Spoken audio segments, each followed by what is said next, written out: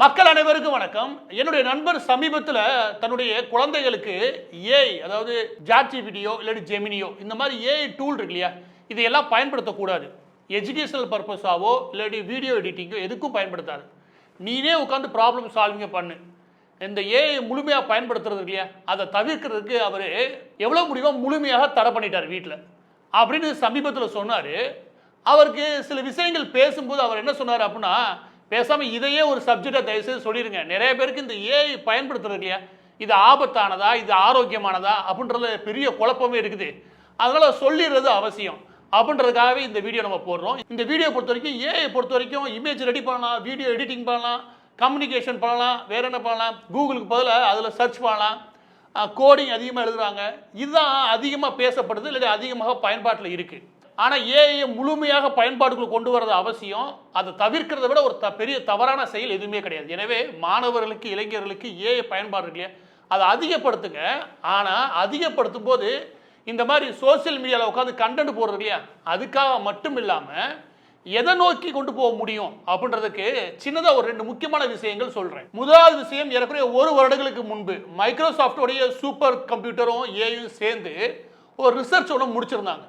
இது நிறைய பேருக்கு இங்கே செய்தி கூட போட்டிருக்க வாய்ப்பு கிடையாது. ஆனால் ஃபோர்ப்ஸ் இதை ரிலீஸ் பண்ணி தான் வச்சுக்கோங்க. இது ஏன் முக்கியமானது சொல்கிறீங்க? இது ஏன் முக்கியமானது அப்படின்னா, மெட்டீரியல் சயின்ஸ்னு ஒன்று இருக்குது. எடுத்துக்காட்டுக்கு உங்களுக்கு புரிகிற மாதிரி சொல்கிறேன். ஒரு பேட்டரி இருக்கு இல்லையா, இப்போ நம்மளுடைய மொபைல் இருக்கக்கூடிய பேட்டரி ஆகட்டும், இல்லாட்டி நம்ம இவி கார் யூஸ் பண்ணுறோம்ல, இதில் லித்தியம் சம்மந்தப்பட்ட பேட்டரி யூஸ் பண்ணுறோம். இந்த பேட்டரியை ரிசர்ச் பண்ணி வெளியே கொண்டு வரதுக்கு நமக்கு குறைஞ்சது 20 வருஷத்துக்கு மேலே ஆச்சு. பொதுவாகவே இந்த மாதிரி புது மெட்டீரியலை உருவாக்குறாங்க இல்லையா, அந்த மெட்டீரியலை உருவாக்கி அந்த மெட்டீரியலை ரிசர்ச் பண்ணி ஆய்வு பண்ணி வெளியே லேப்லேருந்து கொண்டு வரது குறைஞ்சது எனக்கு தெரிஞ்சு 10 to 20 வருஷங்கள் ஆகும் மனிதர்களுக்கு.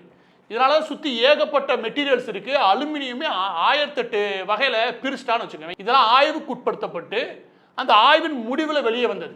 அந்த குறிப்பிட்ட செய்தி என்ன சொல்லிச்சு, அந்த 1 வருஷத்துக்கு முன்னுக்கு வந்த செய்தி என்ன சொல்லிச்சு அப்படின்னா, அந்த ஏஐயும் சூப்பர் கம்ப்யூட்டரும் சேர்ந்து சுமார் 32 மில்லியன் அளவிற்கான மெட்டீரியல், புது மெட்டீரியலை அது ரிசர்ச் பண்ணி வெளியே கொண்டு வந்துருக்குன்னு. இது பூதாகரமான விஷயம். நீங்கள் நம்ப முடியாத அளவுக்கு பூதாகரமான விஷயம். அதாவது ஒரு மெட்டீரியல் நீங்கள் கரெக்டாக வெளியே கொண்டு வரதுக்கு 15 to 20 வருஷம் மனுஷனுக்கு எடுத்துக்குதுன்னா, இது ஏறக்குறைய 1 மாதத்தில் இவ்வளோ மெட்டீரியல்ஸை ரிசர்ச் பண்ண முடியும்னு வச்சுக்கோங்க. இங்கே ஏகப்பட்ட பிரச்சனைகளுக்கு சொல்யூஷன் கொடுக்க முடியும். எடுத்துக்காட்டு சொல்கிறேன். நம்ம ஒவ்வொரு வருஷம் சொல்கிறோம் இல்லையா, இந்த பேட்டரி இல்லையா, என்னுடைய மொபைலில் பேட்டரி வந்து ஒரு நாளைக்கு தாங்கும், 2 நாளைக்கு தாங்கும். சரி, இதுவே ஒரு 40 நாள் தாங்கினா எப்படி இருக்கும்? ஸ்பீடாக 10 நிமிஷத்தில் ஏறினா எப்படி இருக்கும்? சேஃபாக இருந்தால் எப்படி இருக்கும்? இப்போ நம்ம யோசிக்கிறோம்ல, இதை தான் சயின்ஸும் யோசிக்கும். அந்த போட்டு ஆய்வாளர்கள் அதற்கேற்றாப்புல மெட்டீரியலை உருவாக்குறதுக்கு முயற்சி பண்ணுவாங்க. இதுக்கு தான் சயின்ஸ் லேப் இருக்குன்னு வச்சுக்கோங்க. ஆனால் இந்த வேலையை இது வேகமாக பண்ண முடியும்னு வச்சுக்கோங்க. நீங்கள் எழுதி வச்சுக்கோங்க. இந்த மெட்டீரியல் சயின்ஸில் மட்டும் எனக்கு தெரிஞ்சு இன்னும் அடுத்த ஒரு 5 வருஷத்தில் மிகப்பெரிய புரட்சியே வெடிக்கும்.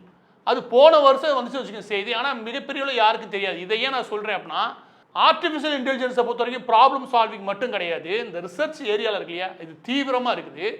இதில் நமக்கு தேவையானது என்ன அப்படின்னா, நமக்கு என்ன தேடுறோம், என்ன பிரச்சனையை சொல்யூஷன் தேடிக்கிட்டு இருக்கோம், எந்த பிரச்சனைக்கு தீர்வு தேடுறோம். நான் சொல்கிறது முழுக்க முழுக்க படிப்பு சம்மந்தப்பட்டது.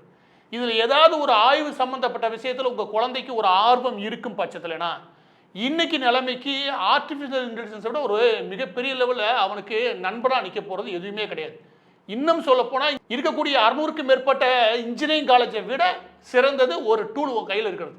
நான் திரும்ப சொல்கிறேன், உங்களை இன்ஸ்டாகிராம் வீடியோ சம்மந்தப்பட்டதுலையோ இல்லாட்டி வீடியோ ரெடி பண்ணுறதோ இல்லை ஆடியோ ரெடி பண்ணுறதோ, இது சம்மந்தப்பட்ட விஷயத்தில் ஒரு கிரியேட்டிவிட்டி இருக்குது, நீ பண்ணுற, அதெல்லாம் நான் ஒரு போட்டு வச்சுக்கோங்க, வேளாண் சொல்ல. ஆனால் படிக்கக்கூடிய குழந்தைகளுக்கு ப்ராப்ளம் சால்விங் இருக்கு இல்லையா, இதில் ஆர்டிஃபிஷியல் இன்டெலிஜென்ஸில் அவங்க தேடுறதுக்கு பாட புத்தகங்களை தாண்டி ரியல் வேர்ல்டு பிரச்சனை ஒன்று இருக்கும் இல்லையா, அதுக்கான சொல்யூஷனை தேடுறது இல்லையா, அதுக்கு அது உதவிகரமாக இருக்குமா 100% இருக்கும்.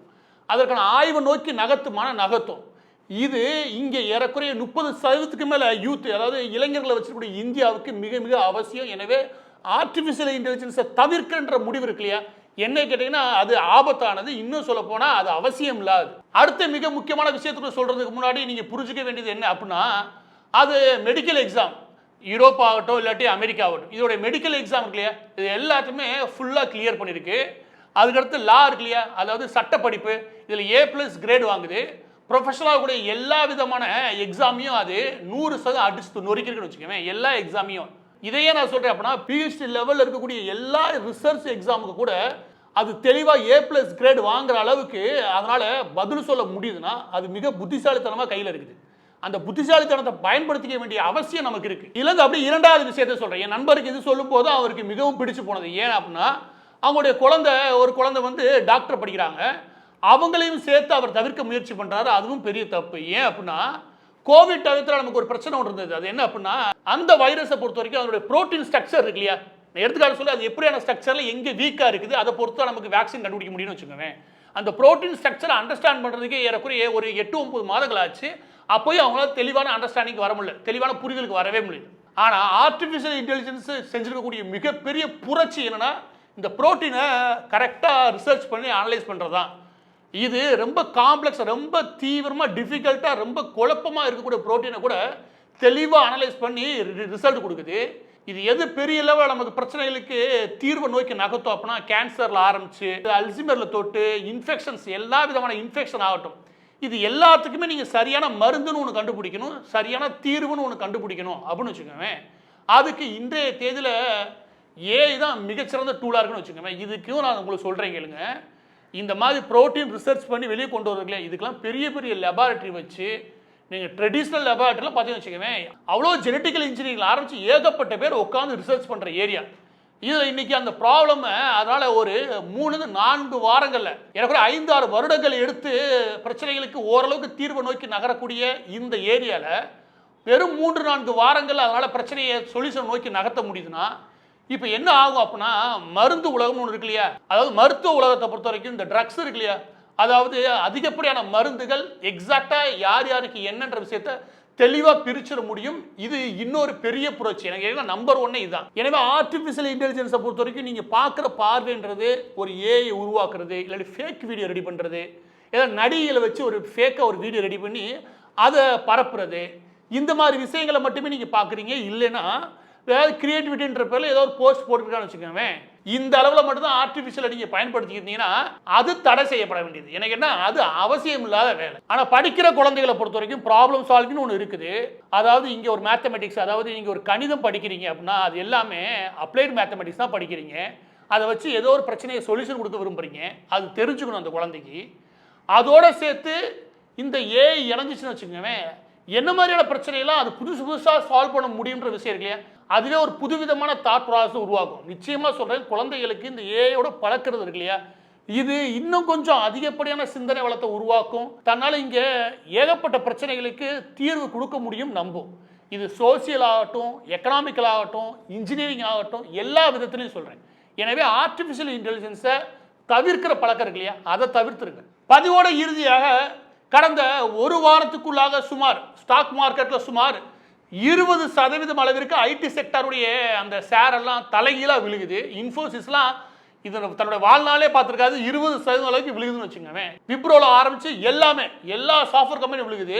ஆத்ரோபிக்னு ஒரு சின்னதாக ஒரு பிளக்கின், அந்த பிளக்கின் எதுக்கு யூஸ் ஆகும் அப்படின்னா ஏற்கனவே இவங்க நிறையா சாஃப்ட்வேர் செஞ்சு கொடுத்துருக்காங்க. எடுத்துக்காட்டு சொல்கிறேனே, ஒரு பெரிய லாயர் ஆஃபீஸ் இருக்குது, அதில் நீங்கள் ஏகப்பட்ட புத்தகங்களை ரெஃபர் பண்ணி ஒரு டிராஃப்ட் ரெடி பண்ணணும்.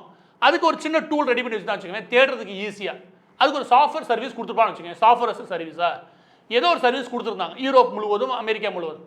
இப்போ இது ஏஐ டூல் இந்த பிளக்கின் என்ன பண்ணுது, நீ டிராஃப்ட்டை நானே ரெடி பண்ணுறேன், நீ பிரச்சனையை மட்டும் சொல்லு. அதாவது லா சம்மந்தப்பட்டது மட்டும் கிடையாது, கான்ட்ராக்ட் சம்மந்தப்பட்டது மட்டும் கிடையாது, 2 சுரங்கம் தோண்டும் நிறுவனங்களுக்கு இடையில ஒரு ஒப்பந்தத்தை ரெடி பண்ணணும்னு வச்சுக்கோங்க, அது ஒரு 300 பக்கத்துக்கு இருக்கும். அந்த 300 பக்கத்துக்கான கான்ட்ராக்ட் ரெடி பண்ணுறதுக்கு அந்த பிளக்கின் மிச்சம். இதனால தான் ட்ரெடிஷ்னலாக அந்த எல்லா சாஃப்ட்வேர் இல்லையா அதெல்லாம் மிகப்பெரிய வீழ்ச்சியை சந்திக்குது. அதுவும் முக்கியமாக சாஃப்ட்வேர் அஸ் சர்வீஸாக இருந்தது எல்லாமே. எனவே இந்த வீழ்ச்சி இருக்குல்ல, இது ஒரு பக்கத்து பதட்டத்தை உருவாக்குது. இன்னும் 12லேருந்து 1 வருஷத்துக்குள்ள ஏகப்பட்ட சாஃப்ட்வேர் இன்ஜினியர்ஸ் இடமே காலி. அதை அவரே அறிவிக்கிறாரு, அவருடைய சிஇஓவே. அப்போ கோடிங் எழுதுலேருந்து எல்லாத்தையும் பண்ணிச்சுன்னா வேலை போயிருமே, இந்த மாதிரியான ஒரு பதட்டங்கள் உருவாகுது. இதில் நாம் புரிஞ்சுக்க வேண்டிய யதார்த்தமான ஒரு விஷயம் ஒன்று இருக்குது. அது என்ன அப்படின்னா, இண்டஸ்ட்ரியல் ரெவல்யூஷன் வரும்போது தறி நெய்யறதுக்கு ஒரு மெஷின் கொண்டு வந்தப்ப தறி நெய்யறது அப்புறம் எங்கள் வேலை என்ன ஆகும் சொல்லி லண்டனில் பெரிய போராட்டம் நடந்துச்சு. ஒவ்வொரு முறையும் இந்த மாதிரி ஏதாவது ஒரு விஷயம் வரும்போது மனித சமூகம் இந்த மாதிரி விஷயங்களை எதிர்கொள்ள தான் செய்யும். எனவே ஐடி செக்டரை பொறுத்த வரைக்கும் கடந்த 25 வருஷங்கள் அது ஃபார்ச்சுனா ரொம்ப பெரிய லெவலில் வளர்ந்து வந்தாலுமே கூட இப்போ ஒரு மிகப்பெரிய நெருக்கடியை சந்திக்க தான் செய்யும். இது அடுத்த கட்டத்தை நோக்கி போக வேலை. எனவே இதுக்கப்புறம் இதோட இணைஞ்சு என்ன மேம்படுத்திக்கிறது இருக்கு இல்லையா, அந்த சிந்தனை தான் எனக்கு என்ன சரியானதை ஒழிய ஏஐ தவிர்க்கணுன்ற சிந்தனை இருக்கு இல்லையா, அது அவசியம் இல்லாது.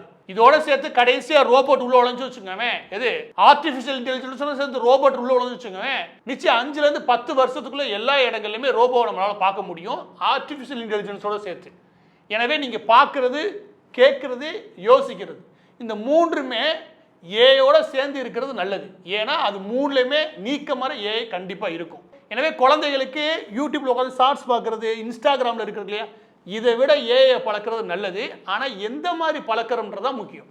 அந்த பழக்கம் எப்படியா இருக்கணுன்றதை தயவுசெய்து கொஞ்சம் முடிவு பண்ணிட்டு, காசு கொடுத்தாது நீங்கள் நெட்ஃப்ளிக்ஸுக்கு இந்த ஹாட் ஸ்டாருக்குலாம் காசு கட்டுறீங்க பாருங்க, அதை விட நல்லது இந்த ஏஐக்கு ஒரு நல்ல ப்ரோ வெர்ஷன் எடுத்து அந்த குழந்தைகளுக்கு என்னென்ன மாதிரி விஷயங்கள்லாம் தேடணும், எந்தெந்த மாதிரியான பிரச்சனைகள்லாம் சொல்யூஷன் தேடணும் அப்படின்ற விஷயத்தை மட்டும் மெல்ல பழக்கி விட்டீங்கன்னு வச்சுக்கோங்க, அது அதை நோக்கி நல்ல ஆரோக்கியமாக போயிடும். எனவே ஏஐயை தவிர்க்காதீங்க.